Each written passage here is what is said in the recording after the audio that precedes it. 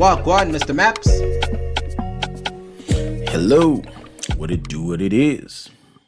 What it do, what it is. Yeah, we back again. We're back again to do this thing, my guy. Why? It's another week. Why you ngena with the sai? You must ngena with some veve, dog. You must pick up the pace. Yeah, I know. I've got my mimosa here ready, and you know it's gonna kick in. It's just been one of those low energy days at work. You're such a bad bitch. Yeah.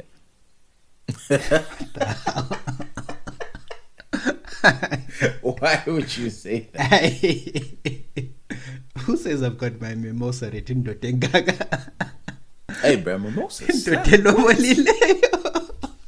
The two greatest things known to man, Champers and OJ. Come on, that's this is the thing. Real quick, gents, don't be like Sen. Don't let patriarchy and toxic masculinity rob you. Women are out here enjoying life, fam. You're like letting her have mimosas and you're busy there, hey, gin and tonic. Bruh, mimosas done right in front of you. You'll be singing. You must enter this chat with a brandy and coke, something like that. Like into that's just, you know, nucleus tunes.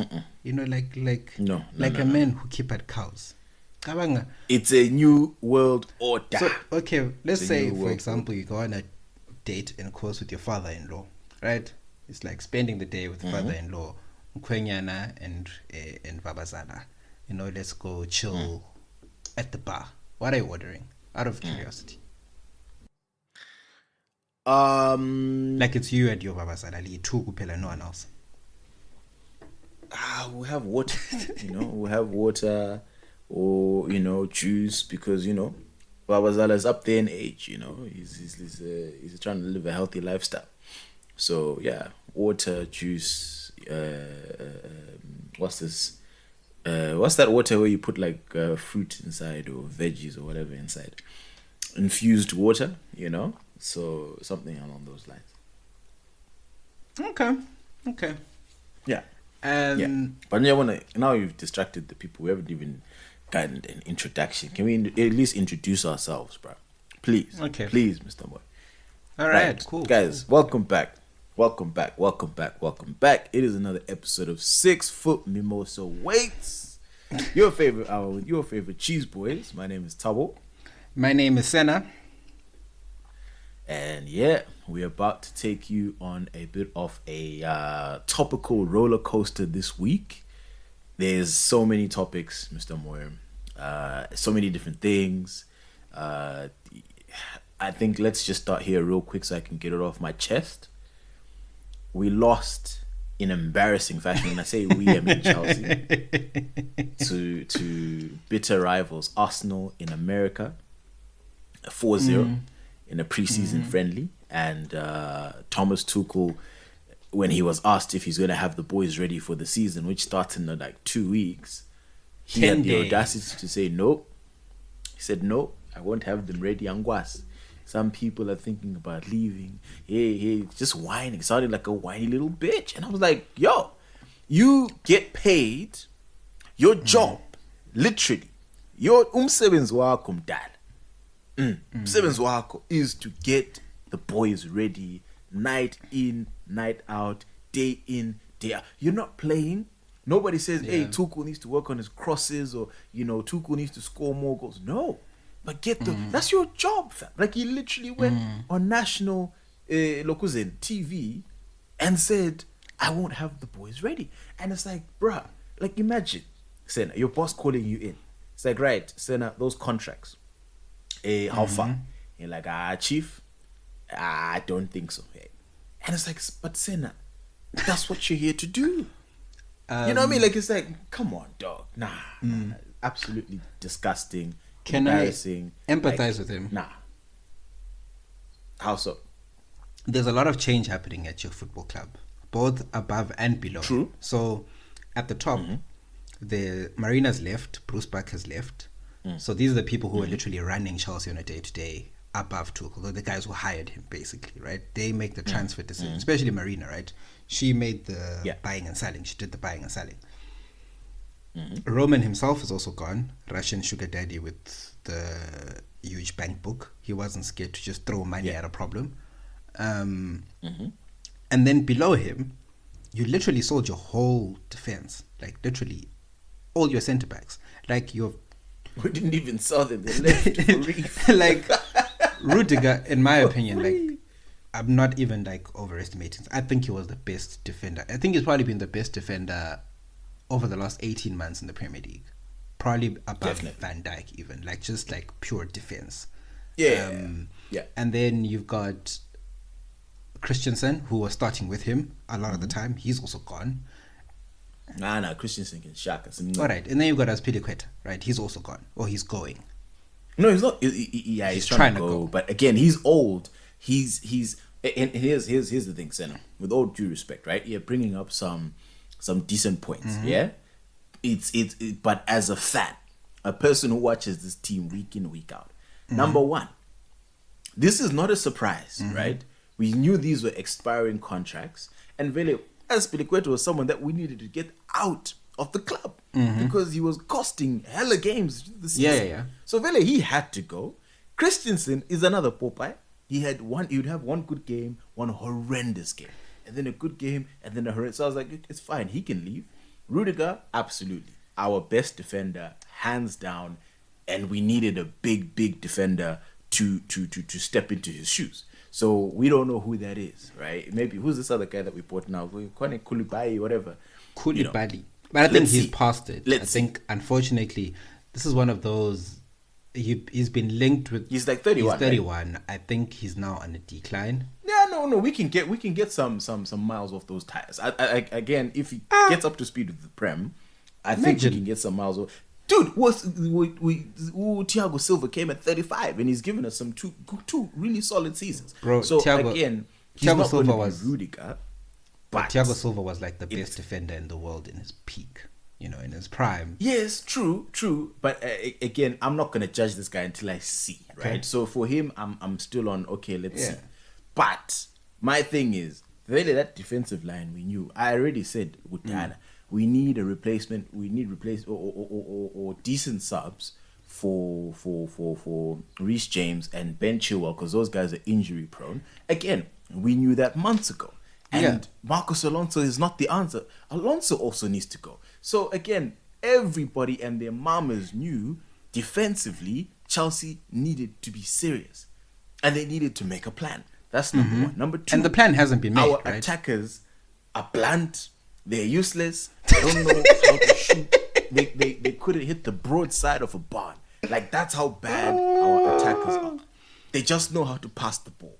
And by Cristiano, we needed some guys who I was like, yo, get Cristiano on a 1-year contract. It's not going to trust me. Getting Cristiano would not be ruining the team. This would be actually making us better, because we actually have a gunman who knows what to do in front of gates. Like, again, these are all attainable, but no, like, even for 1 year, Matuta, 1 year, like, no, absolutely, this is ridiculous. Honestly, this team pisses me off sometimes. And then midfield and Kulumi, it's just a mess. Like, when you can see on the horizon that the next 9 months of your life are gonna be nonsense, guys. Like, my weekends are so bare these days, bro. Like, especially when there's no F1. It's just like, wow, what do I do with myself?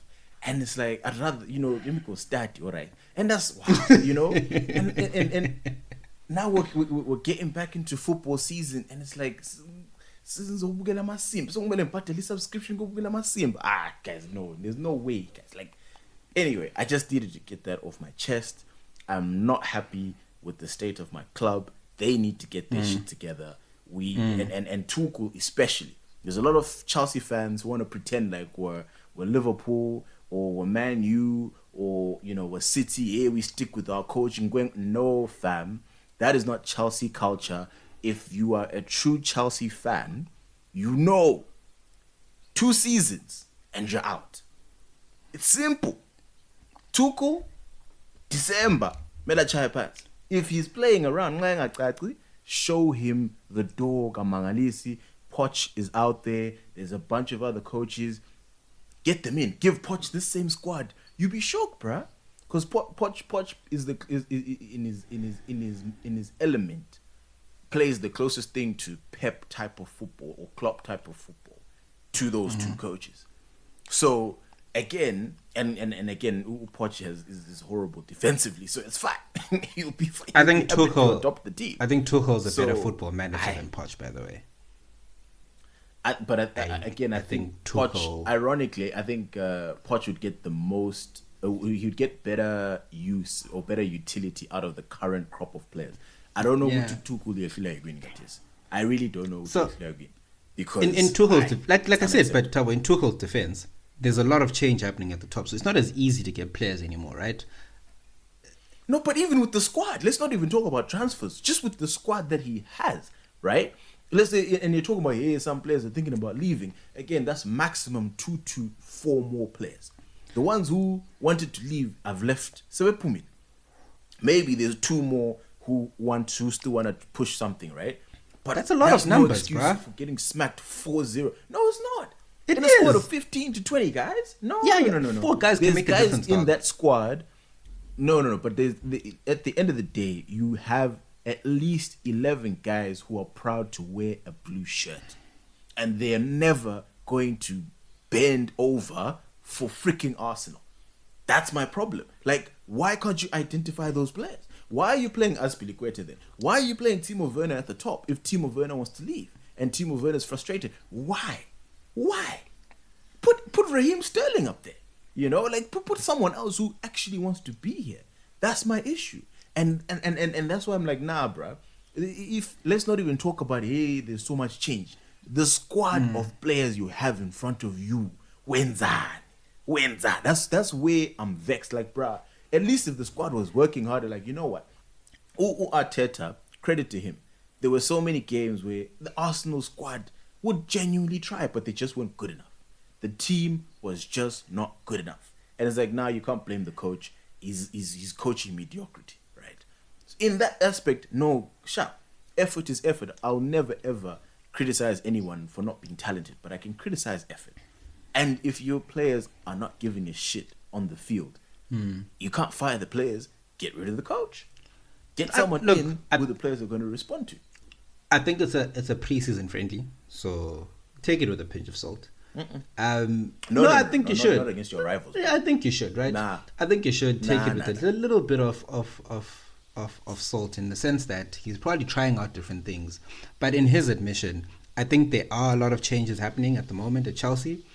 I don't think you'll have as bad a season as you think, as long as you just make the right decisions in the next 2-3 weeks of the transfer window. The funny thing is, when you guys lost to Arsenal, you know that Chelsea are the reason that Arsenal is the mid-table team it is now. No, like literally. Yeah, no, that's like if you actually follow, like if you read like football articles that talk about back in the day, right? Arsenal leveraged a lot of money on the Emirates, and they started penny pinching, right? They would have still, in their minds, been able to compete with the players that were coming through and with the players that Wenger was buying, right? So in their head, they were still going to be able to do things.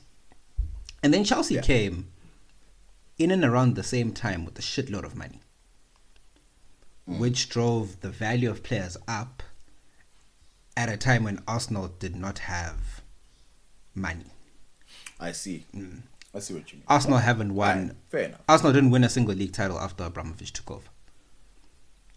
Because they're washers. So when they beat you 4-0 this season, after Abramovich left, I was like, look at that.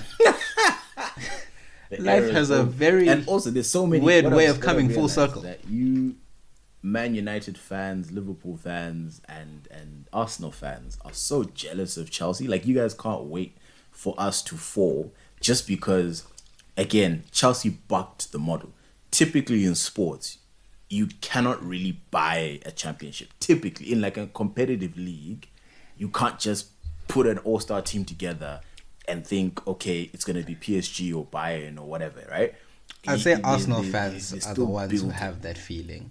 I don't think United. No. fans really I've seen Bay United fans do me out here as a Liverpool fan. They're out here, bruh. Like anything anti-Chelsea, just because they for 20 years, essentially our whole lives, our generation, whole lives. All you guys have seen is Chelsea win with man. So I can understand, people are feeling a certain type of way.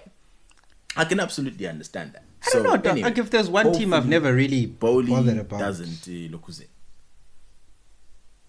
I think personally, if there's one team that's never really bothered me in Pef Mulweni, is Chelsea. I have opinions about the ownership model, and I have opinions about spending more than more than you have. Yeah, but you're in the 1%. But you're in the 1%. I think you can count on one hand when I've been slagging off. I'll send you a random like Chelsea post or Chelsea article when like things are going bad for us. Just read the comments. Maybe I've never paid attention, but I know Arsenal fans definitely have. Just read the comments. You'll be shook. Because they're washes. Those ones are white. It's I really hope that you guys don't go through like the American ownership slump. Because that would be fucking I can't. No, me I can't. La Pana also protest, but you can't look at it. Anyway, guys, let's leave it. I just needed to vent. I needed to let it out. But we're gonna move on.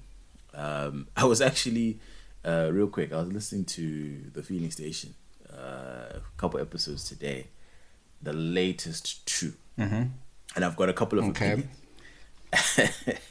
Opinion number 1. So I was listening to the latest one. I think it's called like Money. I think that's the one. And it's basically it's kind of funny, but like also it was kind of boring, right? And here's what I'll say on behalf of Tinto, right? He would never say this himself because Tinto is actually a very nice guy, respectful human being. I'm not. So I'll put this public service announcement out there for him. It's not endorsed by him, first of all. This is me just talking, right? But please, if you ever go on the Feeling Station, know how to tell a story. Like Kaza. Like, come on. Like, there's no way I can sit there for an hour and like Awzwagali, and it's like, your delivery is not. You need to have some. For those people, anyone who doesn't know what Kaza means, how can you translate Kaza? Like the spirit. Explain. Don't directly translate the word. Okay, like, explain properly. Like make it exciting. No, that's it. You see, that's a proper. Not. That's what he said. Explain properly. That's not even.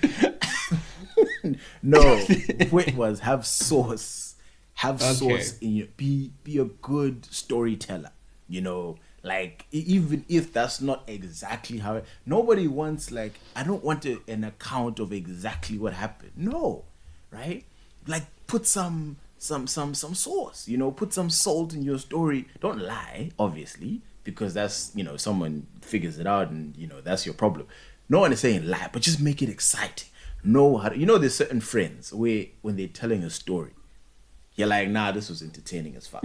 I don't even care if you're lying or if this is true. Like, but yes, we're there for the lessons and but we tune in for the shit, So then I'm thinking about this when I'm listening to this episode, right? The latest one.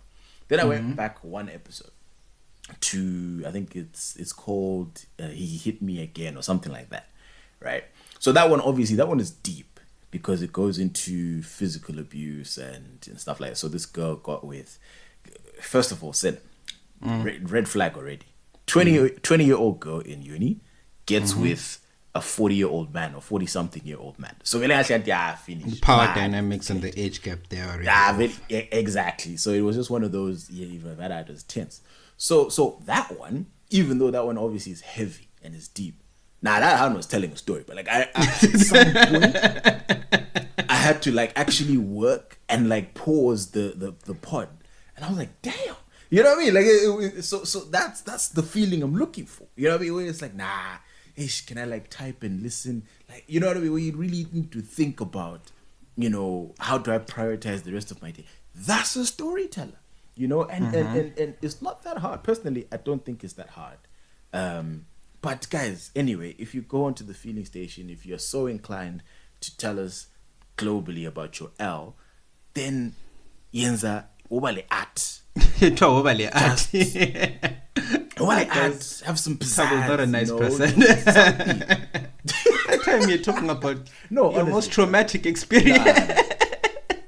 No. Like, imagine 1 hour unjele with hey, cheated on me. Manje, like, nah, bro. If I want to read that, I can just scroll through Twitter. I need to see some, you know, something. Like, Brazil, listen to this one. It's a 2-hour episode, but it's like, bro, you don't even notice because it's going, bro. I'm like, oh. So there was things are happening. It was peak, bro. There was one that I listened to a few weeks back. This guy called Masimba went on the filling station. Bro, the storytelling was on point. Some powerful ish. I remember listening to it and I was like, and then he'll be like, wait, hold on, I'm getting to it. I'll be like, yeah. No, this man knows. Yeah. He knows how to commercialize his. You gotta stroke it. You don't just bust it up, bro. Like, you gotta cook the item, you know, like Justin Bichana. Then, right, you know, you build the audience up, like, yeah, you know, and things were going so well. Yeah. And you're like, okay. So now, and then you must just use, like, go left. There's certain words that I think you should use, right? Like, and then chigi. And then umuntu. Yeah. You know, like, Toluguti. Miss Kala will loudspeaker. Yeah. No, honestly, bro, you need, and I think some of these people need to understand this. Like, I think because some people genuinely are looking at this as therapy. Feeling station is not therapy, guys. It's a podcast. It's a show. It's entertainment. Okay. Well, for us, it is not for you. It's not therapy, fam. He's not there to just listen and know. Like, you need to bring some. Lawe, he's giving you a platform. You know what I mean? Tinto's doing something for you. Laweans are something. You know, like, give him a reason. Give his fans reasons to buy those coffees. Give him, you know, just something where people are like, no, there's no way this is free. You know, when you see a tweet on Twitter, you're like, there's no way Twitter should be free, bro. Yes. A subscription for Twitter. That's the same thing you should be doing on Feeling Station, where shout out to some of the guests who've brought it, where it's like, no, you will never forget. You know, to this day, people say episode 15 of Feeling Station. To this day, bro, because it's like delivery was on point. A good delivery will make a boring story feel amazing. You know, like there's and imagine, you know, right? Like, imagine week in, week out, you don't even know what your chemistry with said individual is going to be like, and like, imagine if your story now is boring, your delivery is boring, and man has to pretend and like, yay, so he checked your phone, and it's like, I'm sure. Like, I'm sure afterwards, the man something to work. I'm sure afterwards it's like, yeah, that was hard. Yeah, it's like, come on, bro. Like, no. You want to make sure that, you know, man is also week in, week out. He's like, oh shit, you know, because then when you get those authentic Tinter reactions, it's like it brings the whole podcast together, you know. So anyway, that's our little short, you know, Feeling Station etiquette section of this pod. But question for you that came up. So yeah, listen to that 2-hour. It's actually wild because she said, anyway, I'll see if I'll bring this up later. But the question that I came up from the first episode, the boring one that I listened to, was she mentioned at some point that, so she was dating a broke guy and she would give him money, right? When they go on dates and whatever, she'd give him money so that he could pay the bill.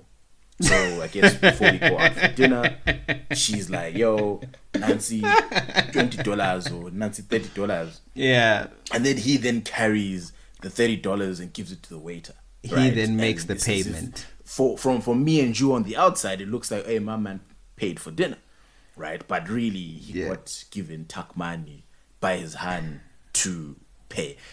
I'm speechless. But when are you...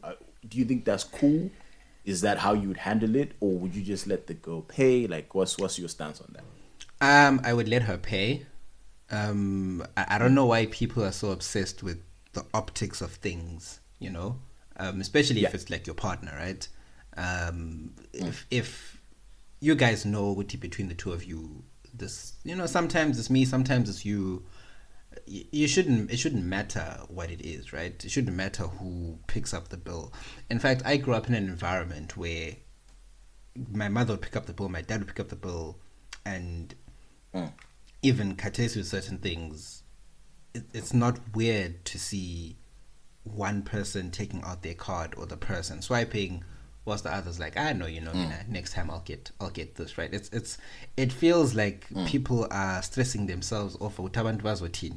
If umfazi wami keep pace and she's the one who swipes, that's just a recipe for disaster, because it'll I don't know, it just doesn't feel right.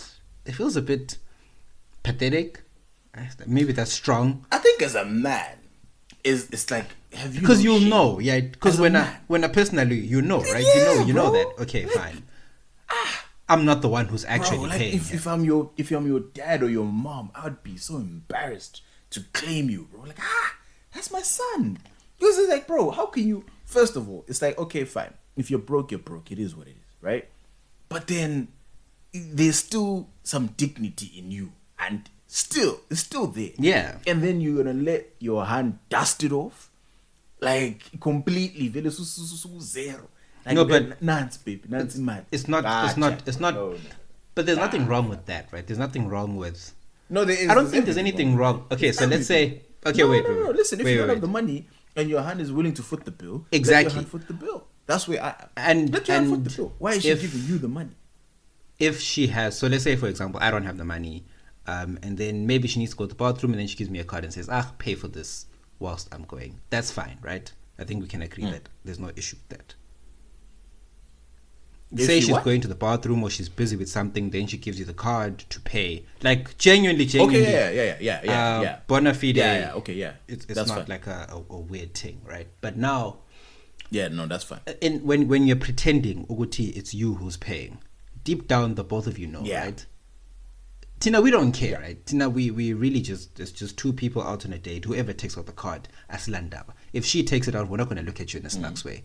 Most of the time, we'll probably just mind our own business. Okay, he's dating an empowered and an independent and strong woman. Big ups to him.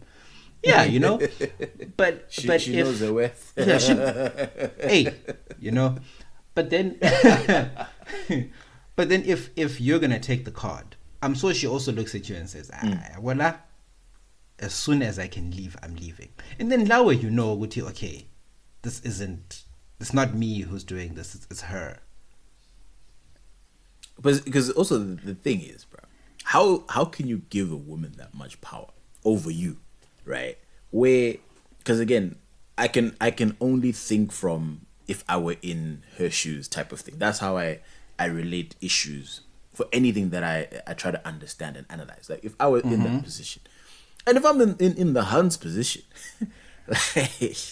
and I'm giving you money, do you know I'm an offside, which I'd be chucking, bro. What?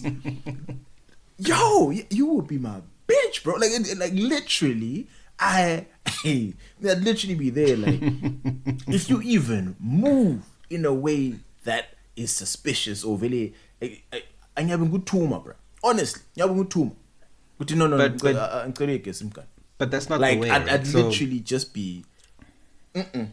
I'm sure she's doing it. Have some. To protect his twins, Isaki. So I don't think she'd actually like abuse him like that. But that's not what it does, though. That's the thing. That's not again. How can you be okay being given if that's not your parent? Like the only money that I will happily take with no judgment to this day is my parents' money. My parents, my parents say, yeah. I'm like, sharp. Yeah. I wouldn't even. My parents know this. Like if they offer money, I will take it. If they even hinted, we'll pay for this, sure. Like really, I wouldn't even fight my parents. Never. Yeah. Why? Because they're my parents. They brought me into this world. I'm forever going to be their liability until the day I die. It's just the thing. I know for a fact. Nah, me, I'll always count myself on my parents' tab no matter what, right? Yeah. But anybody else, nah, bro. Nah, But I don't think just be like, listen, I don't have the money. You Yeah. know, I'll just be like, nah, baby, I don't have the money. And then if she's like, no, I'm paying, cool. You pay because that's your money. Like, don't give me like I'm your child. Like, here's some money, go and pay, bro. But I don't so think it's. right? I actually don't think it's done with that in mind. So I don't actually. I think it's very subtle. No, I don't think it's not done malicious. I'm not saying it's malicious on the girl's end, right? But it's still the actual situation is just damaging. Yeah, it is. It's damaging, bro. Like it's like hi. Nah, over the pride, even a pride, man. Like, so they see that, so they think that it's you. You know, it's like I'm not sure if you have that in church, right? When we were kids, my mom would give us imali yomnikelo. So to translate, I'm not sure what it is in Shona, but in English it's offering. Offering. Right? So we'd walk into church, empty pockets, we ain't got nothing on us. Yeah. And then, you know, literally... $1. Yeah, and then, obviously, the basket comes around. So my mom would literally give us all $, all four of us, and then we'd all just chuck money inside, right? Then it came to a certain age where I think if she did that, I'd be like, hi. Like, I'd be shy, dog. I would be. Because I know that... I'd be shy. Like, Kabanga, if we went to church, like, we went to church Kadesi in... over Easter when I was home. So obviously there's the Easter whatever mass, right? And then the basket comes around. My little brother goes, he puts the money in. I had to vula my own pocket. I can't. And then obviously Q is also there, right? So Q, I'm not sure if she gave Q to, or if Q was away. Yeah, she probably gave Q to put into the basket. But Tina Banye, you reach a certain age where it just doesn't look right. Like my mom giving me money to put into the basket and pretend it's mine. And it's the same vibe, right? Because ultimately you know that it's not yours. You know that you ain't done shit. You're just passing off. Me bringing some trademark language into this. You're passing that off as if it's you, which is it is. I think pathetic was the word that I used. Mr. Maps, you used another one. You said it's embarrassing.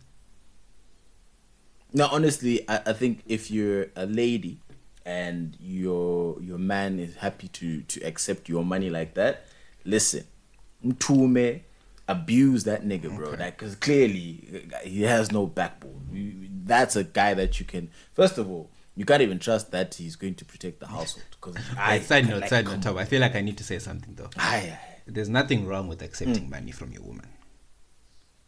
I don't think there's anything wrong with that. Accepting if she's giving you money, okay. Like na eguniga, like eguniga, like it's like me, here's some money for something, right? So maybe you see a football jersey that you want to get, right? But then when are your pockets set? And she's like, no, baby. Then just buy it. Nancy Mile. Nah, that's just buy it. Like I'm more, my mentality personally is of if I need money for, obviously you need the money for something, right? I would sooner have my woman buy me that something. So if I want a PS5, I'm like, babe, buy me a PS5. I wouldn't say, babe, including money a PS5. Let's say like, you and your woman go asking for money. Let's say you and your woman go through hard times, right? Maybe you get married, life happens, you get laid off, right? Worst case scenario, terrible. You live together, but you know, you need to pour petrol into the car. Your woman is busy, maybe she's at work. And then she wakes up in the morning, she goes, are you telling me if she says, Nancy, 500 rand to fill up the car, you're not going to take it? Like if you know that you've... Yeah, didn't cut. All right, fine, whichever way. And if she gives you the card, like, 30 card. No. So here's my thing, right? So in that scenario, in terms of a serious answer, I would have absolutely no issues. Okay. Absolutely no issues. Okay. Only reason is because I know I have contributed my fair share over the course of the relationship. All right. I've been there. So I wouldn't feel bad at all. If I get laid off and she's the breadwinner, I'd be good. Okay. But actually, because we had this conversation with my wife, I told her personally, in the early stages of this relationship, if I got laid off, I'd feel very, very uncomfortable with her taking care of anything. Really, it just would not sit right with me. As it would for most men. men. For bills. It wouldn't sit well with my spirit. But again, if we project 10 years down the line, if I get laid off then, no, I'll kick my feet up, bro. Well, I shut but the other dog. Because I will know mentally that I have contributed to where we are and I've done my fair share, if not more. So that's in my mind where I'd be cool. Like, that's cool. Like, you can carry us because I know, once I get a job again, I'll also carry the team. It's not going to be one of those things where it's like, I saw savings, what. So from that point of view, yes. But in the early stages, I'd be very uncomfortable. It would just feel weird, because I've done nothing. I've contributed nothing, really. So it's really weird for me. But I just think if it's one of those things where, especially if it's for the sake of pretense, to look, that's paying for dinner. That is a big problem. That's like, nah, fam. Just pay for the dinner as the lady. Call it a day, and one day he'll make his own money. He'll take you out for dinner, and he'll pay with his own money. But, okay, I'll go and say, look, what's this? Next thing, you should be telling her homies that how she's out here slutting you out at home, bro. Like, nah. Okay. Pride. Side note, can I interrogate that whole thing? Yeah. Just a little bit further. Why would you be uncomfortable? Okay, go ahead. If ever worst case scenario happened, why would you be uncomfortable with your woman just like covering everything? Why must it be a matter of you feel like you need to have contributed something? Because if it was the other way around, I don't think necessarily you would. Yeah, absolutely. If it's the other way around, no one way. bats an eye. No. If it's the other way around, obviously you step up. Indota must. Indota must. Like, that's honestly my answer. We need to dismantle. Indota must. Like, it's just no. We must dismantle this thing. I feel like Ogunya must stay in place. No, why are we dismantling it? We must dismantle this thing. As we must have these roles. Ogunya, guys, let's not run away from it. Let's not. Yes, certain things is like, it's 2022. Let's move forward. Ogunya, for me personally, the way that my brain is wired, right? I'm wired to want to protect and elevate my family. That's my purpose in life. That's what I want to do. I want to make sure my woman is happy, right? That's my thing. But that's my role. It's like, if you're gonna be like, but no, she can, The unfortunate thing is, what can happen is you might come across a situation where you're not able to do that, or for whatever reasons, maybe doing that places a significant amount of pressure on you. Ultimately, what might then happen is you might just feel incredibly stressed out, I don't know how to put it, incredibly stressed out. I'm now, because you can't look beyond this system in place, or the way we're operating in a particular way. And that's what I was saying. Maybe we need to reconsider dismantling certain aspects of this patriarchal system we live in. No, I think the pressure is good. I think, honestly, I would welcome the pressure in the sense that, because that's what you're supposed to be doing, fam. So if you don't feel pressure to want to protect your woman and give her a better quality of life, when's that? No. Like, if you don't feel that on yourself, this is what I need to be trying to do. No one is saying people don't get fired. People get fired. People lose opportunities. The economy is tank. We all know this, right? Yeah, so I don't want people to get me wrong as if like I'm thinking things never change. Think things will change.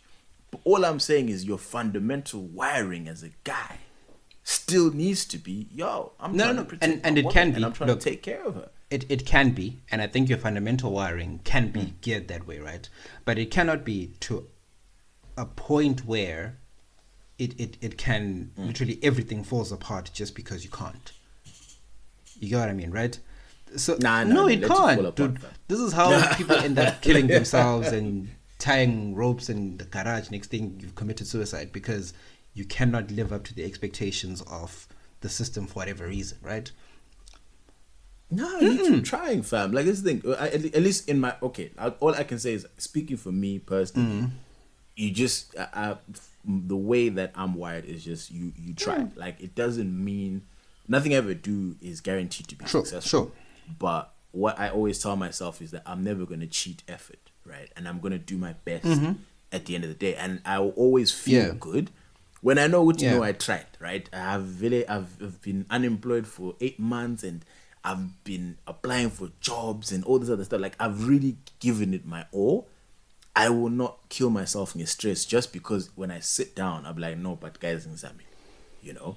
But if I'm just chilling, then no, my spirit won't be okay. If I'm I'm unemployed, you know, my woman is working, trying to put food on the table, and I'm just like, baby, go away, lama cornflakes and dambama. You know, it's like, nah, fam.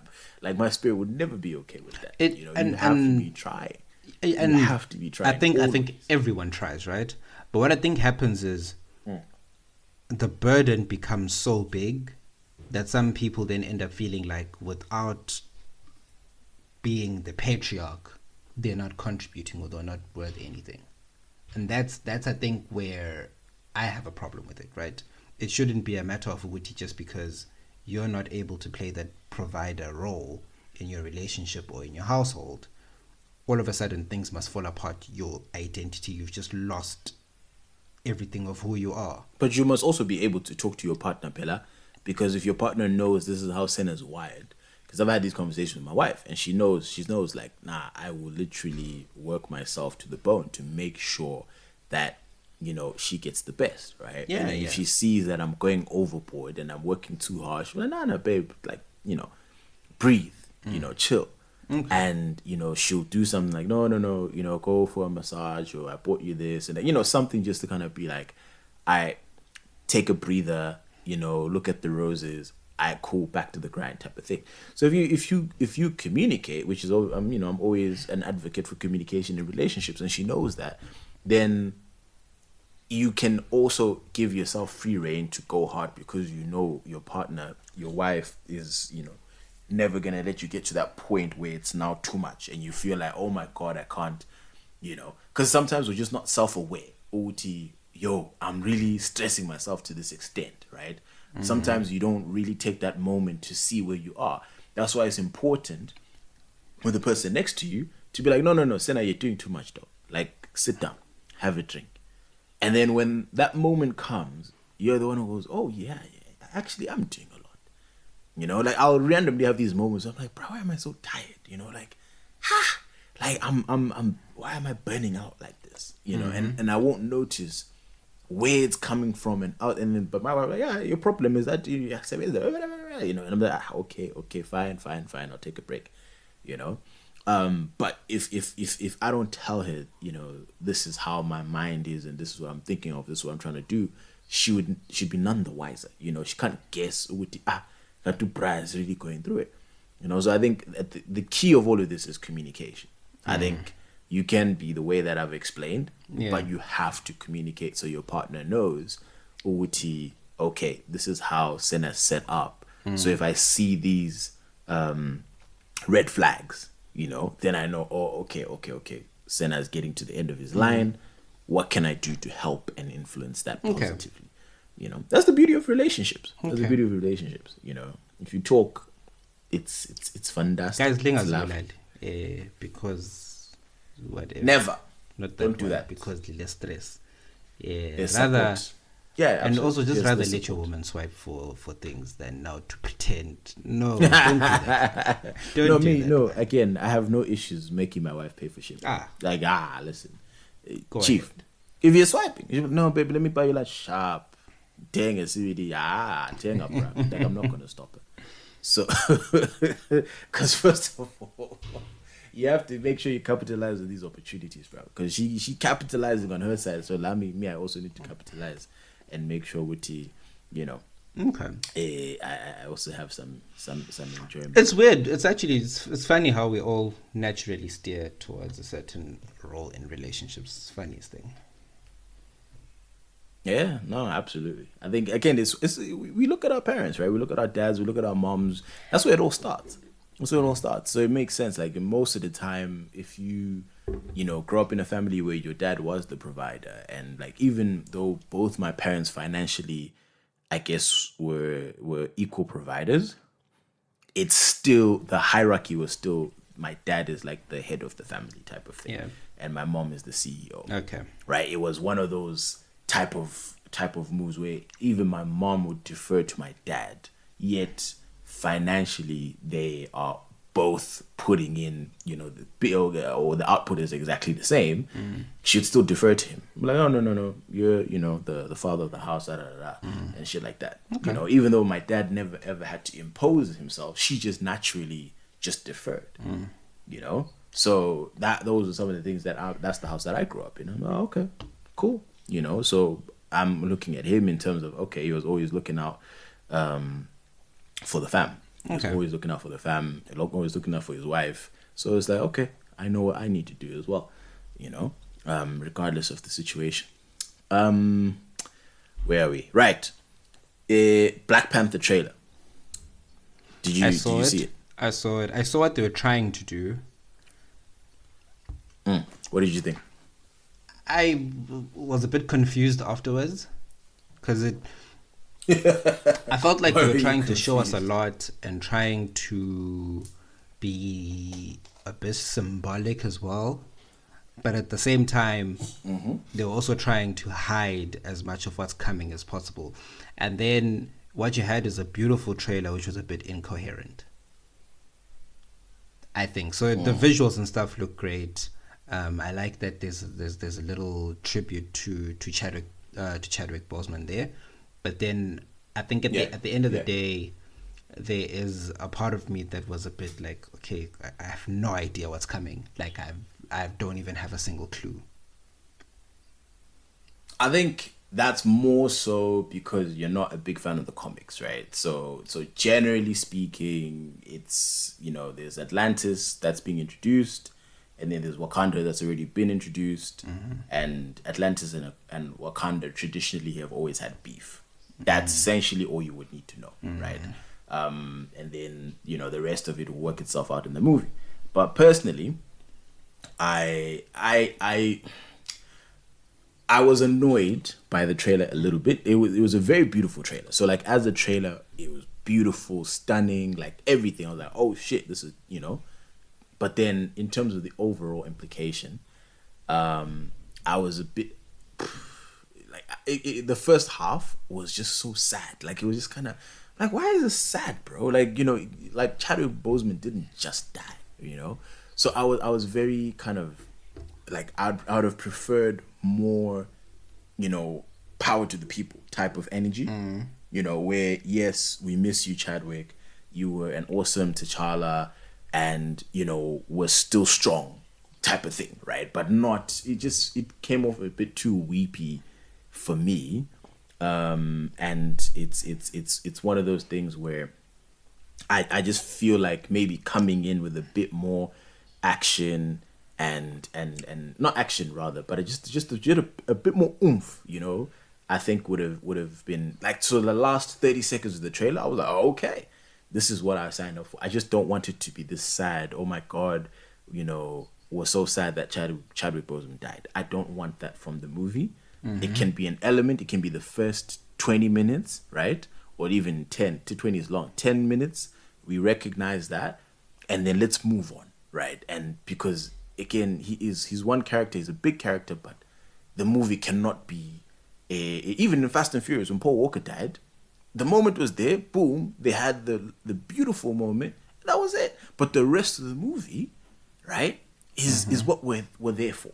So I really, really hope that they follow that Fast and Furious model of like, yes, you can recognize he's gone, but let's not let it overshadow the movie where it's like, it feels like it was just kept getting pulled down by, the unfortunate passing of Chadwick Boseman. And my other beef is not about the trailer. It's just about the movie in general. Okay. The further and further away we get from the release of Black Panther, the more and more I dislike the movie. Why? It's crazy. Like, the more and more I'm just starting to dislike it. Just because, so the reason I really like stand for that movie hard, when it came out, was because I thought this was the movie, if it was successful, that would show Hollywood that, oh, Africa's open for business. Let's tell African stories. Let's invest in African actors, not just Lupita, and call it a day, right?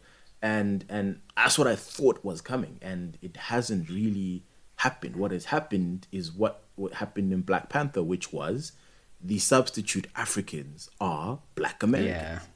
And that pisses me off. We're still, as Africans, still just Letitia Wright and all these it's like, people. it's Angela Bassett and them. It's like, yeah, those are all fantastic actors, and I have nothing against them, but they're not African. It's almost feeling like cultural appropriation at this point. Like it's getting to those levels. At least for me personally, and especially with those stupid accents, where, bro.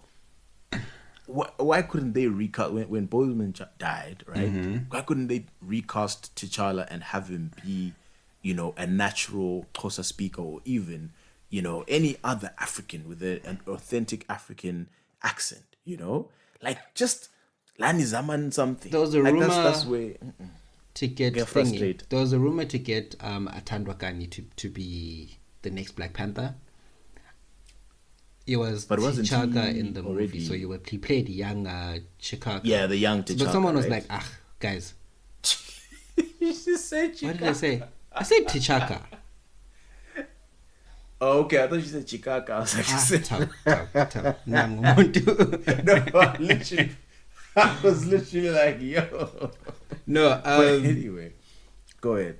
He played the young T'Chaka in the movie, right? So in my mind, I mean, you can play around with that and then whatever, right? Like you just because even his role in the first movie was like a cameo, right? So you can play around with the story and and that's it, right? He takes over as T'Challa. I think there's to commercialize it, right? The novelty is a bit lost. The novelty of the black superhero thing is now lost, and I think white people have now gone off that ship, or they've jumped off that train, and it made the money the first time, so now they're like, right, let's get to normal Hollywood business with this. We've done the whole. I don't think so. I mean, I'm not all the way there with you in terms of that. I just think personally, Hollywood and the world at large is happy for Black Americans to parade around as Africans, because already they're calling them African Americans, right?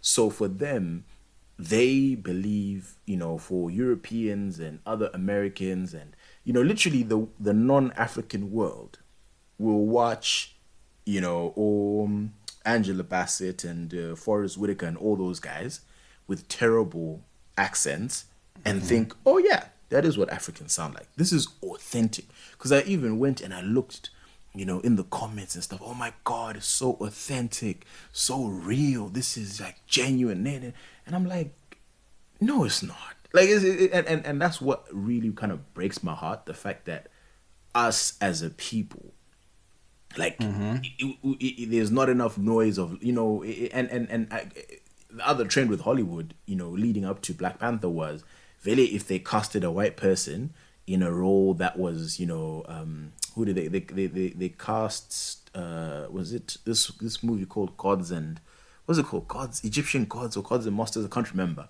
But I think they cast like Gerard Butler or something, and he was supposed to be an Egyptian, and people went crazy. Hey, he's a white man. Yeah, use real Egyptians. What? You know what I mean? So like, there were a lot of those campaigns. Remember, there was this anime called Ghost in a Shell. And they cast Scarlett Johansson, and people went tizzy because people like, went mad. Get a Japanese, people went mad. They're like, so all these movies dramatically underperformed at the box office because people wanted authenticity. But then the alarming thing is that if they were to try that now, right, the same thing with Scarlett Johansson, people would be equally as vexed, right? Yes. But it's happening now with Black Panther. And nobody is batting an eye because they're like, black people. These Black Americans, they're Africans. Bafana, same shit. Same thing. And it's like, no, it's not. Yeah, and that's where I'm falling out of love with Black Panther because it's not doing what I thought it would do for African culture. Like, African music is doing a lot right now. And I love what African music is doing. Because you can't cast Afrobeat and stuff. You can't cast African musicians. You can't. Yeah, the people determine. Snoop can't do that. Snoop can't jump on an Afrobeat track. He can't. Like it's Burna Boy or nothing. Yeah. Right. It's Major League or nothing. Like it's just, you know, I wish it was the same thing for the music. I'm sorry, for the movie industry, where people will just know immediately. This is for right. You know. But anyways, I think let's wait to see the movie. I think there's still how many months? But we'll see how it goes, dog.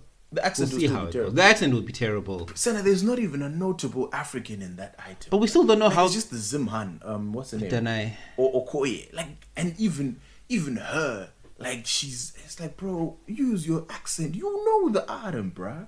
Like, I mean, obviously, she's not doing it on purpose. You know, she's being directed by the director, right? Woody, this is what we're doing. But like, and you know, hey, get your back, girl. But like, bruh, like, imagine, Senna.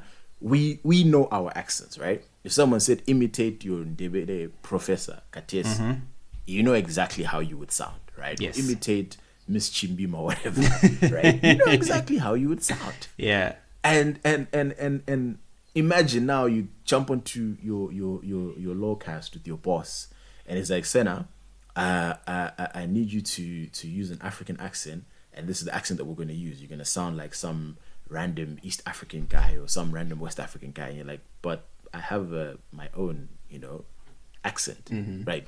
Why am I pretending to be West African so that I can, you know what I mean? Like I already have it. Yeah. Anyway, I just think they missed an opportunity, especially with the second Black Panther, to actually get notable we have proper, well-trained African actors, like with connections to home.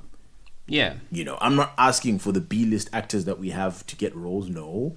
But we have world-class Africans who genuinely speak Ulimi Lwabo properly, front to back.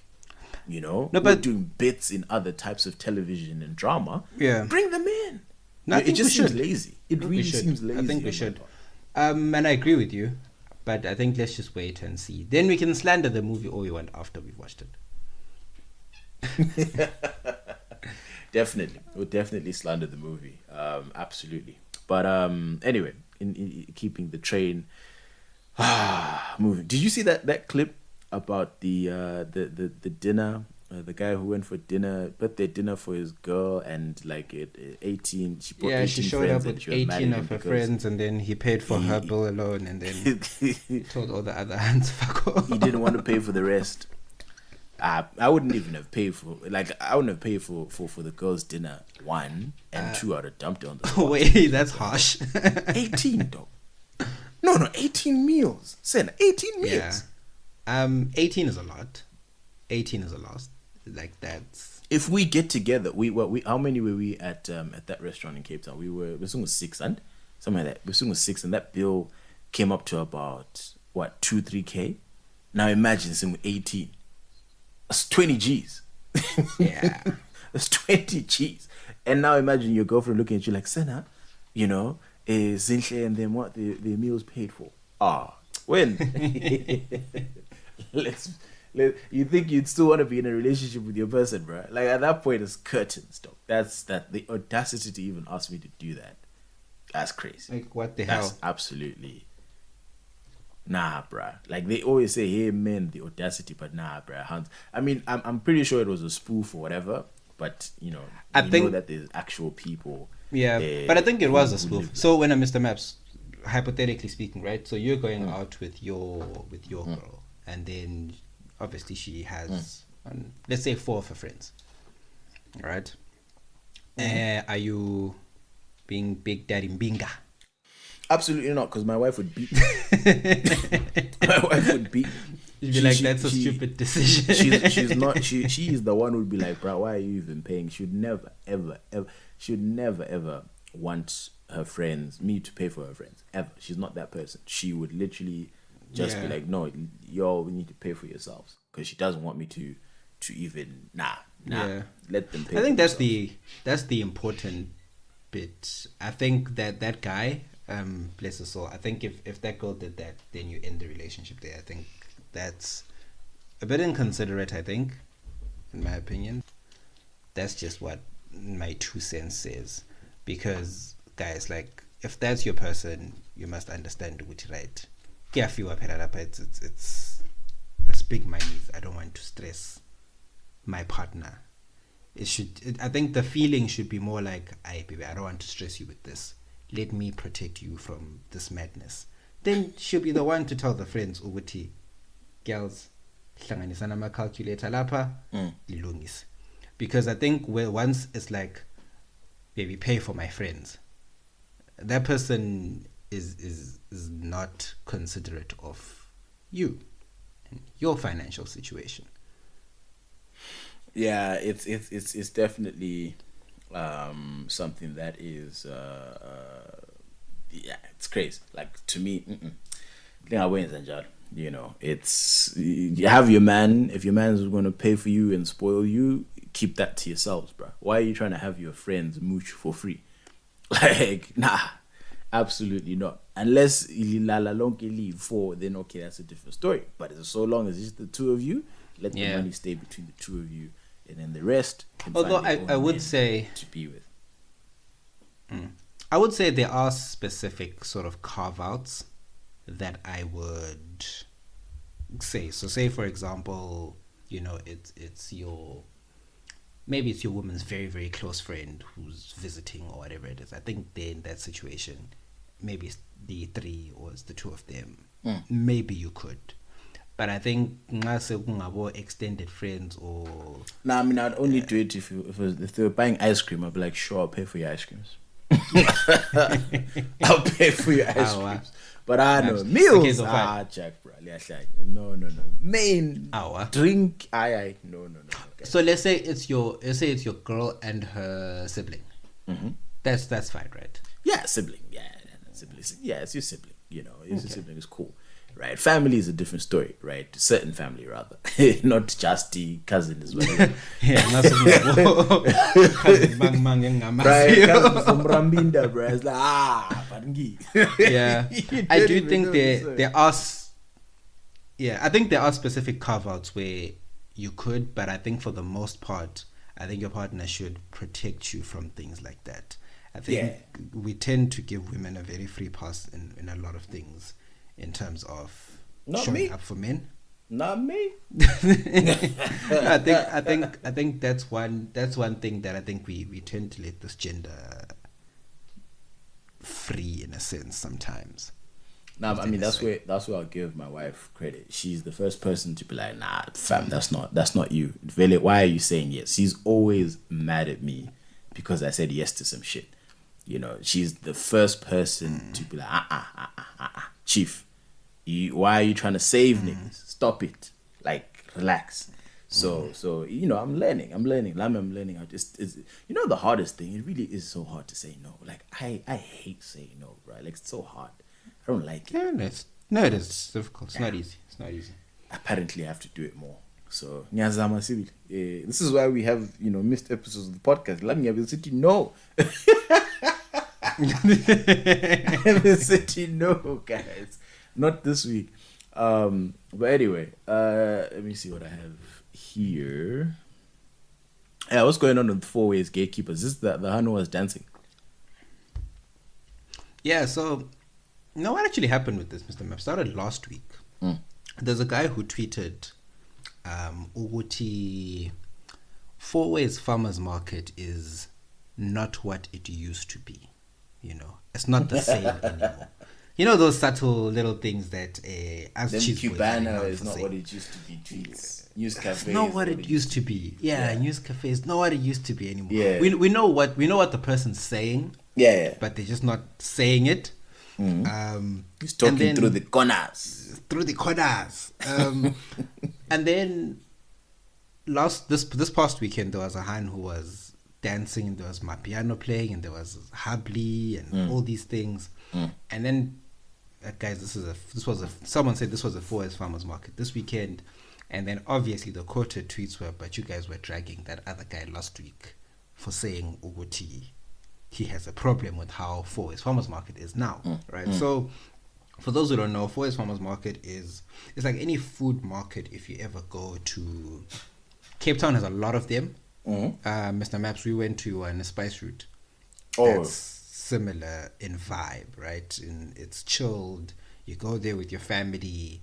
You go there with kids. There's different stores where they sell. But the food. Fourways one was different though. It felt more like what can I compare it to?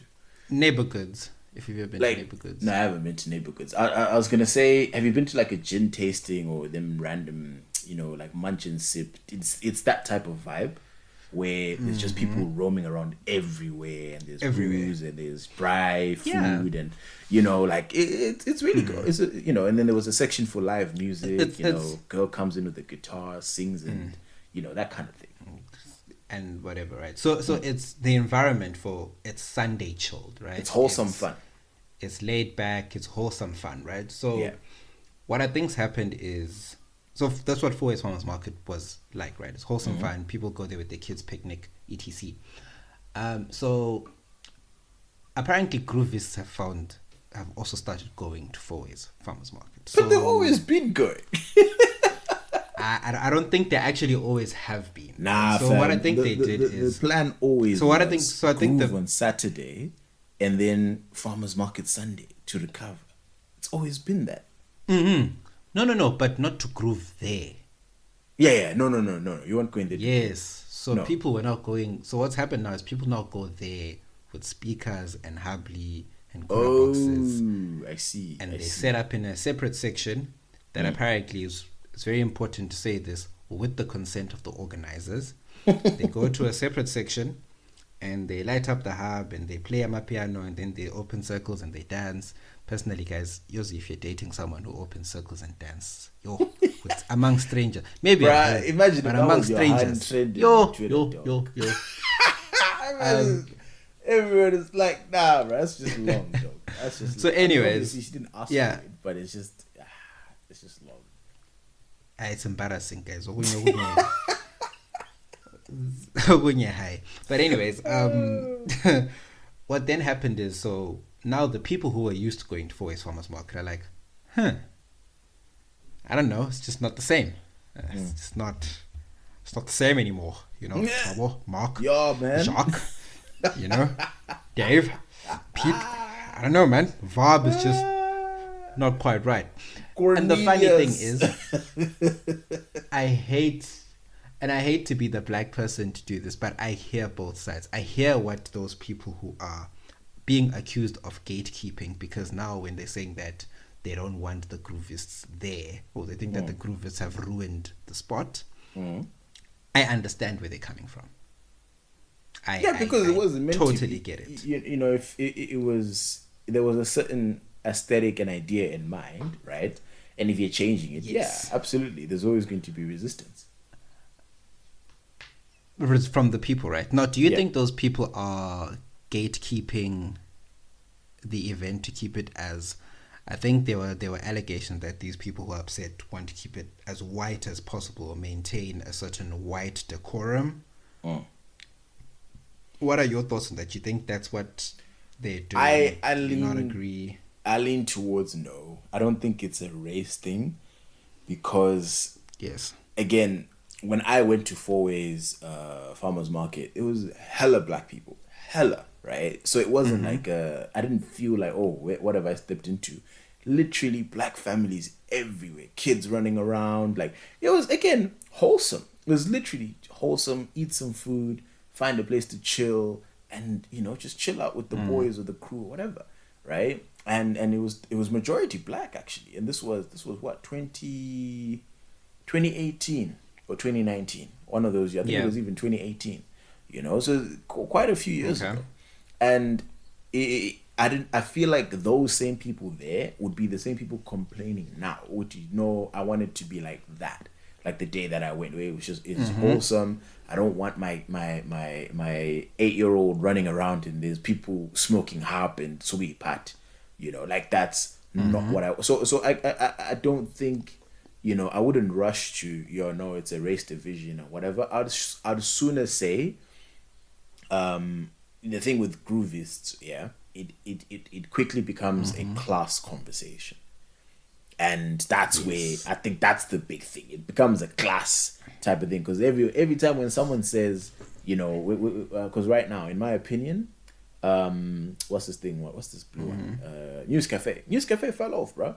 News Cafe used to be the shit, you know, when it launched. And now, if you walk into a News Cafe, if we're gonna keep it all the way real, right? Walk into Santon News Cafe it's literally, you know, escorts, you know, in there, and umuntu chase shift bricklaying, you know, ngo 5, and he's having 1 or 2 with the boys, right? And then, you know, you've got college kids, and it's like, it's no longer the establishment. And then again, Cubana Laco, it's slowly going in that direction.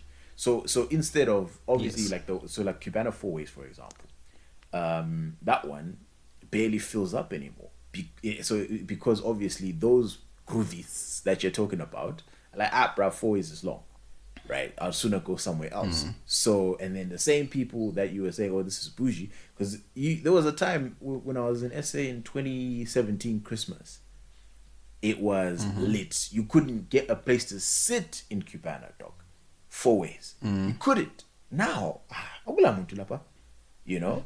So, and then if you compare the crowd at Cubana Greenpoint to the crowd at Ayape, right? It's a completely different crowd.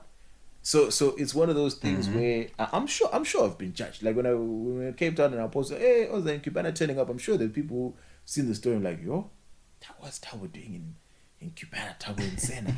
You know what I mean? Like, I'm pretty sure. And it's other black people. And it's a class thing. It's a class. Like, I think that's what happens now, where it's like, I think people who are upper class like to feel, they like to be in spaces where it's other peers, right? And then as soon as you start mixing everything together, it's like, I'd rather not be here. Where's the next exclusive spot where these other guys who are the greater majority of quote-unquote groovists are? Now you want to leave that, and now you want to talk shit about that. So I think it's more of a class conversation than it is a race conversation. Anything.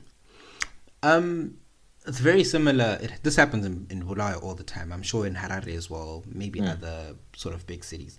But in blues, I never really had a grooving life in blues, but I was always in the know, because people always tell you, and they're always like, brass monkey's nice, brass is now ghetto. We're now it was item. So all the no sheets would go to visions, is it? So as a time get the visions. I was like, visions?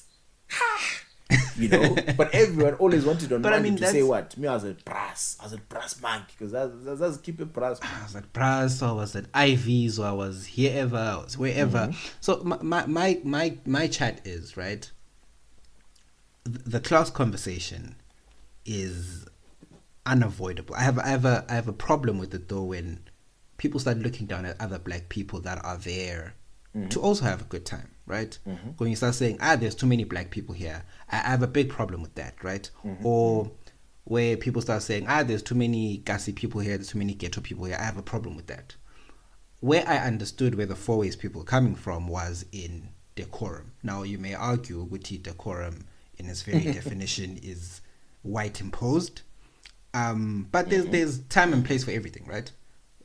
There's a tavern if you want a specific kind of groove, where I'm not sure you've never been to Mzoli's or Rands, right? But there's times where even people who don't live in those areas will be like, guys, let's go to Kailicha or Kukuletu and turn up there just to get that environment or that vibe, right? And then there's days when you feel like loud amapiano music, and then you go to Cubana and you go to Ayapiep, you go to Souk, you go to wherever, right? And then there's days when you genuinely just feel like quiet with your kids, chilled Sunday, and then you go to a food market or Fourways, right? I don't think those people are being gatekeepers or exclusionists by, you know, being sort of protective of that kind of vibe, or wanting to maintain. No, I think you're being exclusionist. But it's not wrong. You're not wrong for wanting to exclude. Yeah, exactly. I wanted to say that. It's not like you're not wrong for not wanting this to become not a part. People. Like, that's not a wrong but thing. A vibe, but a particular vibe. Yeah. If you're looking for a particular aesthetic or a vibe, that's fine. If that's the establishment that you have, you know, put together, then that's your brand, right? So if people are saying this brand is not going off brand, that's a fair thing. And I think the organizers of the food market, the reason they even vumat for Groovies to pull up is I think they were now starting to lose foot traffic. That's the only reason. Yeah, obviously if COVID has hit exactly, because if we were still booting like before, they would told those people, nope, there's no hub, there's no this, there's no that, that if that's the case. We go to Dechrendel wineries or one of these Franschhoek or Stellenbosch wine farms and figure with my JBL speaker and then pour dancing on the tables. It would be a madness. I'm sure the people there will be like, whoa. Nah, the white people, even if the rules don't say it. Oh my god, that would be hilarious. And they'd be justified. Be justified to be like, hi guys, not here. This is not. Yeah, exactly. This is not your spot. It's one of it's like, imagine, these farmers pulling up to Ayepie and saying we want to pry. So hey, what is that? You know what I mean? It's weird. It'll just be weird, It's like, there's groove spots for groove, and then there's wholesome spots for being wholesome. So I think it's definitely, I can, like you said, I can hear both sides of the arguments, and it'll be interesting to see how what I can say how is it develops. I'm a piano and habli youths. But guys, like, you don't need habli everywhere. Yeah, I think some of you people are now addicted. They're doing it's cool to take it to a house party. It's cool, like house party, someone's bride, you guys as friends.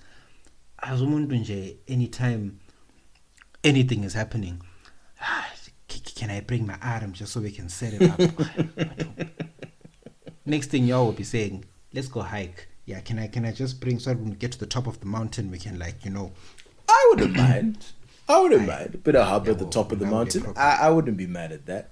Absolutely not. Absolutely not. How far would this? Oh shit! Banyana won the ladies AFCON, correct? That's the competition. Yes, they did. Dog. They won the women's AFCON. Big ups to them. I think this was their first time winning it, if I'm not mistaken. It was the first time a South African football team has won AFCON since the men's team in 1996. I thought it was even 94. It was 96. Shout out to the ladies. Yeah, dog. So what's come out of that is a lot of conversation about equal pay in sports, right? So I've seen a lot of dizzy takes on Twitter over the last few days. Just go listen to what Bill Burr has to say about it. Yeah. Actually, we should probably paste that in. So Bill Burr has a very interesting segment or stand-up special where he talks about why there's not equal pay between the NBA players and the women's NBA players, right? There's 3 types of people that have reacted to this, maybe even 4 types. So the first are the ones who are, human rights activists and gender activists and all of those who have taken sports out of its lens or its very specific context and then put it in the general society and just said they should be paid equally and they're performing more than Bafana do. In fact, they are better, so they must just be paid the same amount, right? Yeah. Unfortunately, people who watch sports and understand entertainment know that it doesn't work like that, right? Yeah. That's being, I think, intentionally obtuse, and it's just virtue signaling so that people think you're a very passionate. No, I really think that's the case, though. I think people like to tweet things so that we think that you're a very passionate individual and you care more about the world than we do. No, you're probably just intentionally misunderstanding very simple concepts about life and sports and entertainment and finances, right? That's the first one. Then you have the second people who I believe are in the most accurate, right? To say, no, Banyana aren't commercially promoted in the same way that the men's team are, so let's try and close that gap. Yes, it won't be the same, but government needs to do more to make sure that these women are well compensated. Yeah. Well, those are kind of people. Then you have the ones who are anti everything. Like, no, you guys don't watch women's football, so they shouldn't even like be getting anything. No, you're also wrong, because generally, in order to develop the women's sport, you need significant government backing beyond just viewership from people, right?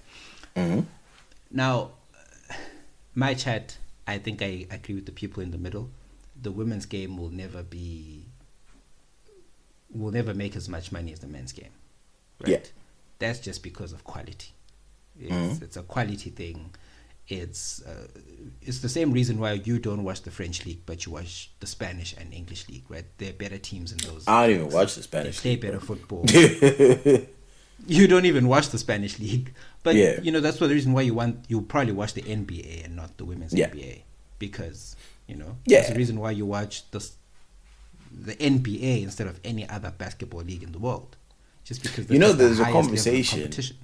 There's a conversation in the WNBA about, I think the rim is the same height as the men's rim, and there's a strong push for people saying bring the rim down for the women, and obviously there's a feminist pushback saying with what just what the fuck do you mean by bring down the rim? But then what the people are saying by bringing down the rim, it helps your entertainment factor, right? Because there's there's a much smaller percentage of women who are able to dunk at the regulation height, right? So now instead of in the NBA in a game, bro, I probably see like what I can't even count how many dunks I'd see in a game, right? But I could genuinely try to count the dunks in a WNBA game, right? So why not bring down the rim? Where it's like now there's more pizzazz, there's now more sauce with the WNBA, where that gets more eyes and more butts in seats, which means more money for these women. Like I think it makes sense. You get a lot of radical people who disagree with that on the basis that and this is where I have a very big problem with society sometimes, where we act like there are no fundamental differences physically between men and women. Yeah, exactly. Like what's happening? Are we being what's wrong? Like, are we just not getting it, or are we just ignoring it for the sake of ignoring it? Right? In cricket, you know what's funny, Senna? Those same people, right, are the loudest advocates in terms of explaining to men what the issues with GBV and trying to overpower a woman are. Right, and rightfully so. They and that's why it's like, bro, are you dwas? Like, how can you be the same person being like, hey, as a man, you cannot touch a woman under any circumstances? Finish off the rest of that thought. Why? Why can I not touch a woman as if why cannot react? Why can I not react the same way?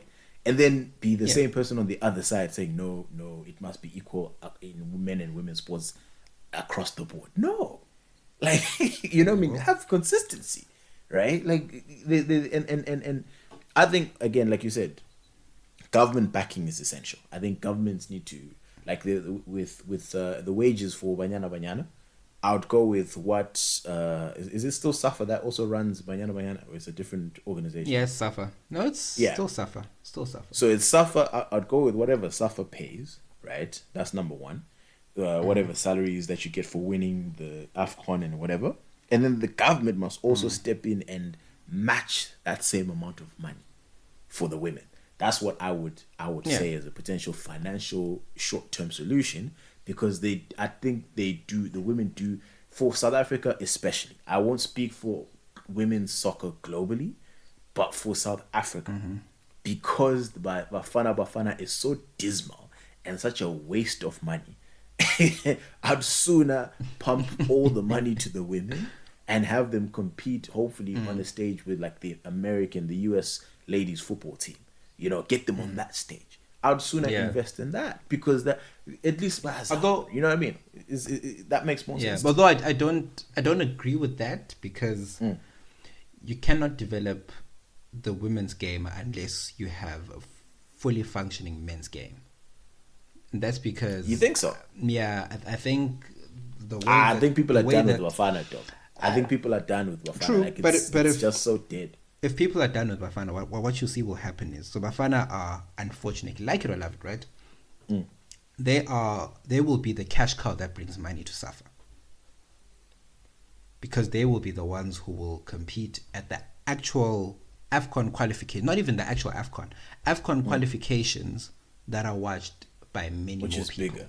Yeah. Right. Yeah. So you need to still get that money in, right? So if you're not improving the men's game up to a level and up to a commercial standard where you can actually now start subsidizing the female game, That's a good point. Yeah, you're not gonna move anything. You're cutting off your head to serve your toe.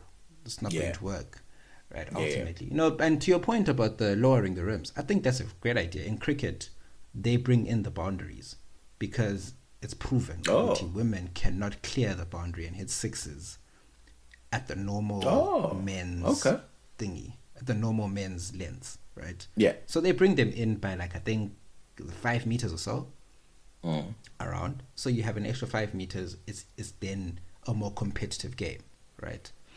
Yeah, have it be more fun, bro. Like, it's like, come on, like, you can't be like, hey, support women. Like, again, there is support women's sports, right? But I also want it to be entertaining, right? Because again, the reason why it's not that we're just as men we're supporting men play sports. No.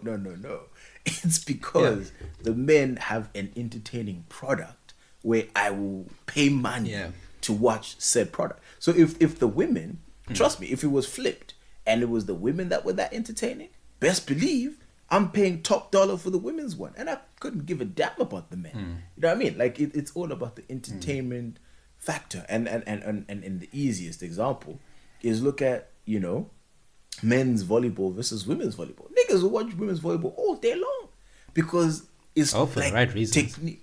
No, not for the. And also, women's volleyball shorts are they're so tight. Like, why are they so tight? That's like, come on, guys. I couldn't. Yeah. But if you watch women's volleyball, right, that's where you really see Uguti there. Technique. I think the net, if I'm not mistaken, is a different height for women as well, and men. And that difference in the height of the net. Now women, the same thing in volleyball. The fundamentals of volleyball. Bump, set, spike. The men can do it, the women can do it. So it's like you can enjoy a women's volleyball game to the same level of enjoyment as a men's volleyball game. I love, like, if it's a women's volleyball game, because it's like the technique exquisite, fantastic. The women, they hustle, effort, everything. So it's like you get all of it, right? And it doesn't feel like an inferior product. But the problem is, if you copy paste the Lakers versus the Knicks versus, and then LA Sparks versus the Storm, then it's not gonna be really. It won't even. You barely watch one quarter. Senna doesn't like basketball, but he would watch a quarter of the NBA because it's going, okay, cool, right? But then if I'm like, right, Senna, try women's NBA, it's gonna be like, bruh, like, it's just not gonna be. You're asking for a lot now. Yeah, so I just think some of these things do need to be. And then if we're missing any points, add us and let us know, right? If we're missing any key points, but I just do think, like, have the women's game rigged in women's favor, make it fun to watch, and more people, not just and what's funny? I mentioned Bill Burr. Why are you always dragging us into this shit? I saw a woman a couple months back. Professional soccer player, right? She goes on to ESPN or one of these sports channels, and she starts bitching, going like, I don't understand. How come female athletes don't make as much as male professional athletes? Right? And all of these men had to sit there and act like they didn't know what the answer was. They had to sit there like dumbfounded, like, I don't know. Why is that? That is a conundrum. I have no idea. Literally, I'm sitting at home screaming at the TV because you don't sell any fucking tickets. Nobody is going to women's soccer games. You're playing in a 20,000-seat arena. 1,500 people show up. That's not a good night. The promoter lost his fucking ass on that gig.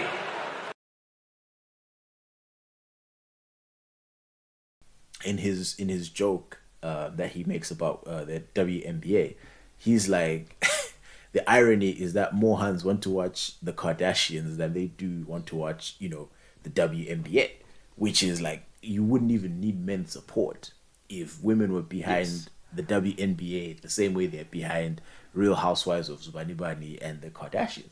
Which I was like, time. Well, that actually is the biggest.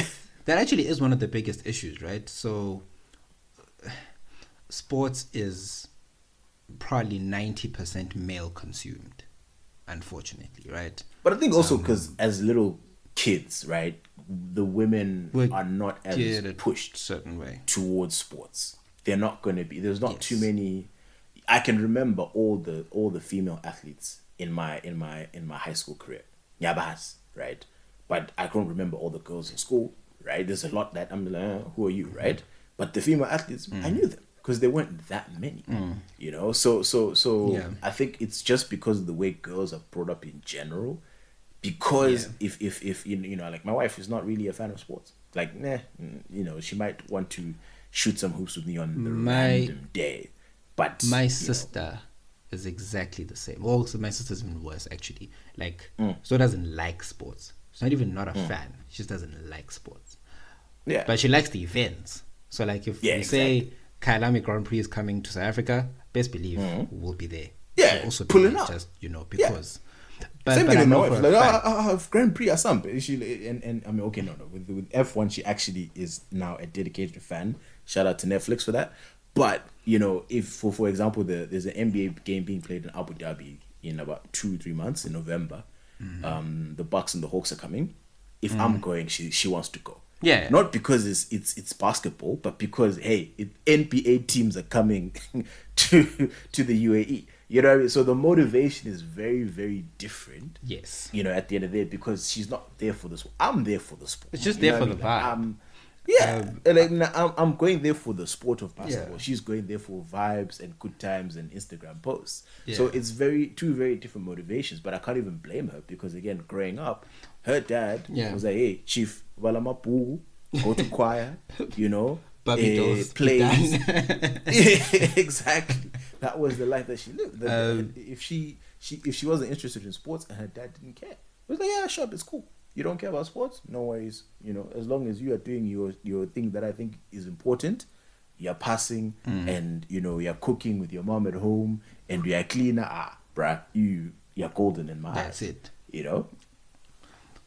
I wanted to, before we wrap this up, one more question. Do you think there'll be a benefit in running women's competitions parallel to men's competitions? Like, for example, athletics and tennis, right? So when Wimbledon's happening, it's not like men's Wimbledon's this year, then women's Wimbledon's next year. Yeah, both tournaments are running concurrently, right?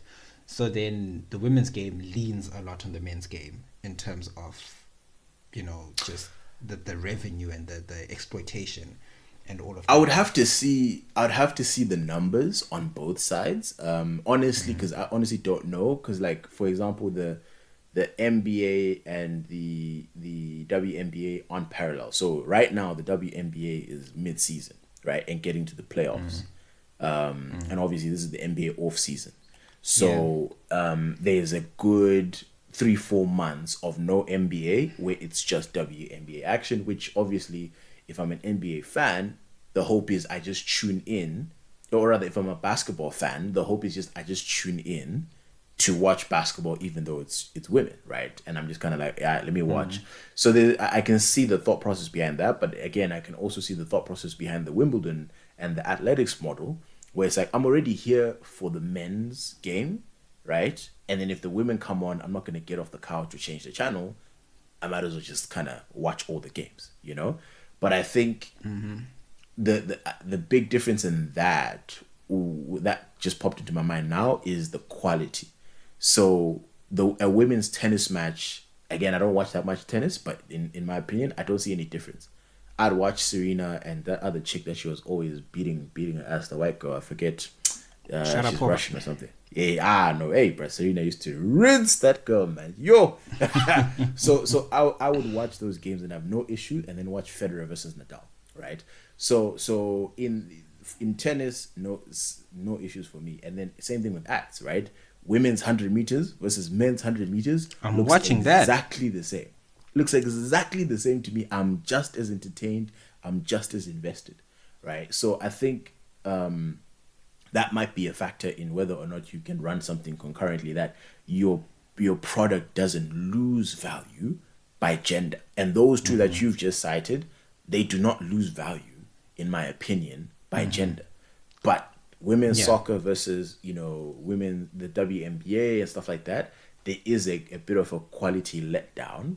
But I mean, hey, if you watch some of these, like the Chelsea women's team, I rock a dog. Like I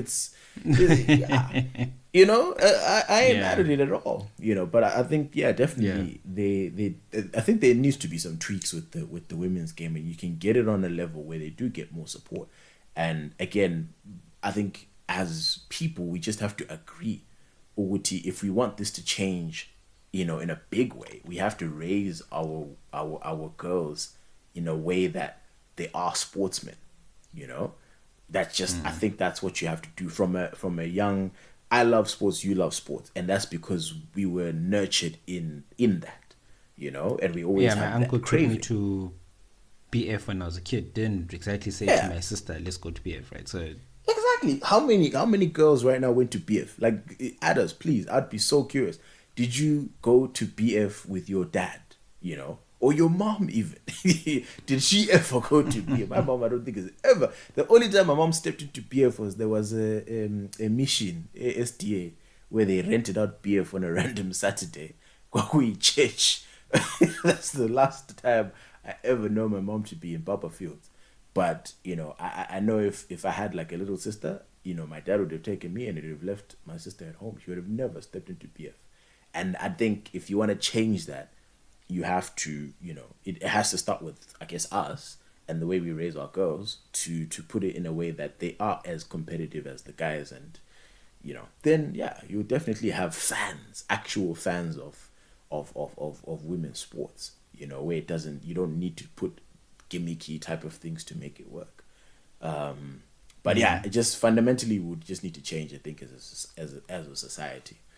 But Mr. Moy, did you watch that? So we're moving into Siyazama, guys. Did you watch that TikTok that I sent you, the last one? No, I was in a meeting when you sent it. Okay, so I'll play it. It's very interesting. So this is a Siyazama for my wife. She wants to know our opinion on this, and this is it's a TikTok talking about how anyway, I'll let the guy explain it. There was a lot of what are those people? Think Peace. It was Think Peace Twitter from the guy's side. Okay. And I was just kind of like, this is long, but whatever. Let's see how it goes. So let me know your thoughts. All right. To say that straight men are heterosexual is only to say that they engage in sex.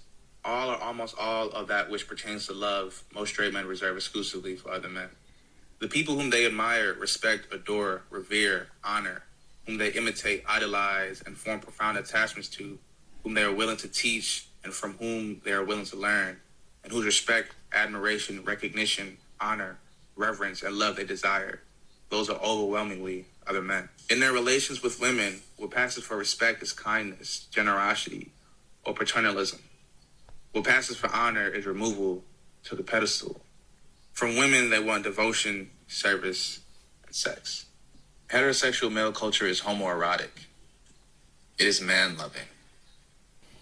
What do you think about that? Homoerotic, man-loving. I think we're using a lot of jargon nowadays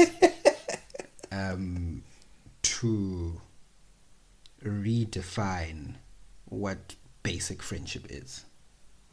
Right? Like, I think it's not that deep. No, to be honest, and I can explain why I don't think it is, right? Growing up, as a man, you will make or you will form closer friendships with other guys than you would most women, right? Generally speaking, right? I went to an all-boys school. Most of my friends are guys, except some of the friends I met along the way, either at university or in primary school or from back home in the neighborhood, right? Most of my friends are guys. So from a quantitative point of view, you are going to, in most instances, have friendships with guys where all those things, respect, consideration, care, advice, counsel, you'll seek them and you'll provide them mostly to men throughout your lifetime, right? Now, in terms of when you are exposed to women, in terms of when you relate to women, I understand, and this is leaning to more your point about what besties and whatever. In most instances, that stuff will be to a selected number of friends, like a very few number of friends, right? So it'll be like one or two female friends that you might have. For the most part, uzathola you're probably mostly exposed to women through romantic relationships, which in their very nature are different. And fundamentally, they carry a sexual aspect to it. Most of them. I think again, unlike you, I wasn't as defensive with this post. I think again, what's being said there is yeah, it's true that, you know, men, there is a love, right? And it is love, right? Guys do love each other, but it's just love without the romantic component.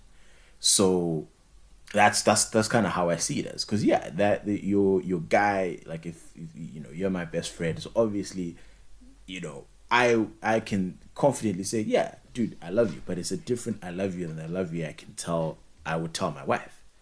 It's got a different meaning, right? And I think this was kind of one of those, like, if you're not smart, if you're not switched on, you emotionally react to this. No, and it's like, nah, chief, like, yeah, you're not lying. I'd say that's how men are, but is that not the end of the basic day, friendship? It is. It really is. Well, not basic, but I think it is. It's like friendship, like as in the I don't mean like basic friendship, but I mean like the basic definition of friendship. I think it's true friendship, right? Where yeah, you ride and die for your guy, you know, because at the end of the day, Sana is a like-minded individual. We have a lot in common. We have chemistry. Like, again, like, literally remove the romance out of it. We talk, we text. Like, it's just a different, you know, it's just there's no romance in it, right? That's my guy, right? Whereas if it's a relationship with a woman, again, it's the same thing. You have that bond with your woman, your best friends, and but then it's within a romantic space where it can encompass all of that, right? Yeah, I think it's different, but it's different though. When, like you said, when it's not a romantic thing, I think it's a different energy, not just, you know, because there'll be times when I'll say certain things to my wife and she'll be like, no, I don't want you to treat me like I'm one of your boys. So she knows. So she knows there's a different treatment. There's a different type of, you know, the way I see things and stuff like that. I can, you know, chuck lines with the boys and I know no one is going to be like, hey, but Tabo, you hurt my feelings when you said, no. You know what I mean? Like, it's there's no, well, there is I was going to say there's no toxicity in relationships, but yes, there is. There is. In heterosexual relationships, but you know, yeah, toxic male relationships I think are different from toxic, you know, heterosexual relationships. So, like, you know, with Chien, it's yes, you're not lying in what you say, but I think it's still very, very different, because it's just the feelings are not the same. They're just not the same. No, they're not, and I'd caution to make it, because I think the approach is kind of make it like it's exclusive, like all that men want from women is sex. The rest is reserved for the other people. And I think that's friendship. Not we want friendship. You have friendship from partnership, like, you know, the bands, and all of that is influenced from some of the best moments in life, you know. Like I will roast my girlfriend's forehead. Like I will crack the jokes, bro.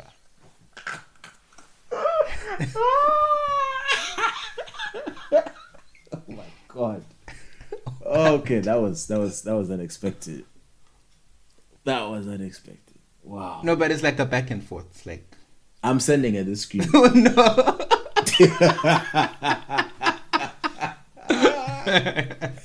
Oh man. But no, I get you. Yeah, so it's not. I don't think it's women mutually don't exclusive, play right? fair with those games.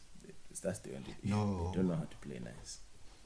That's why in your family you go kwako and you're like, bro, I told you Like, this bro. with confidence.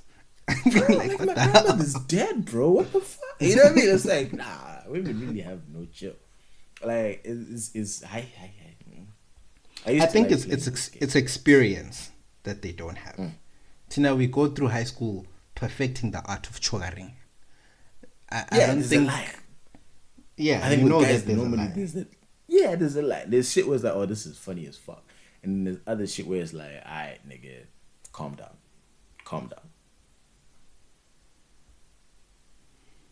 Yeah.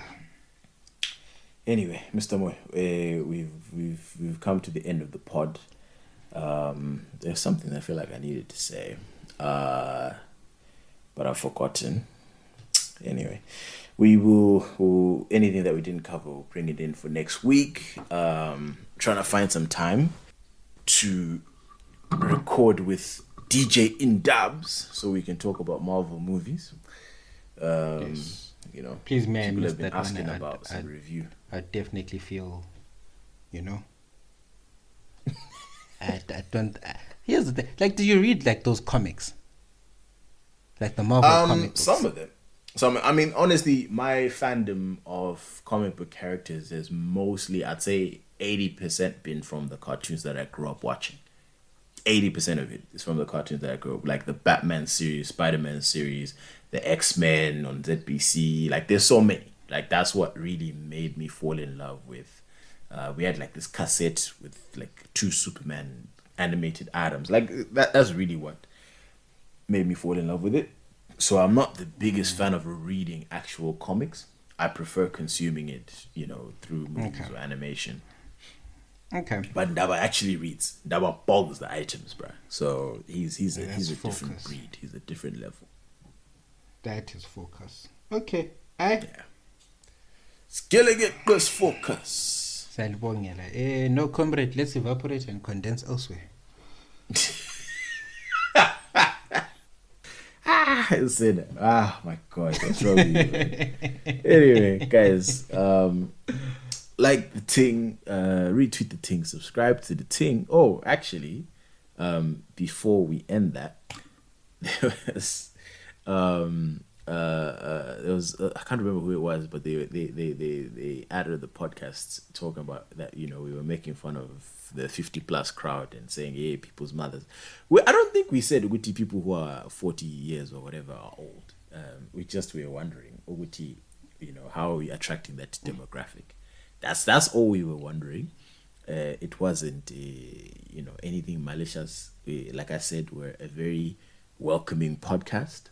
All ages except 0 to 17 years old are welcome.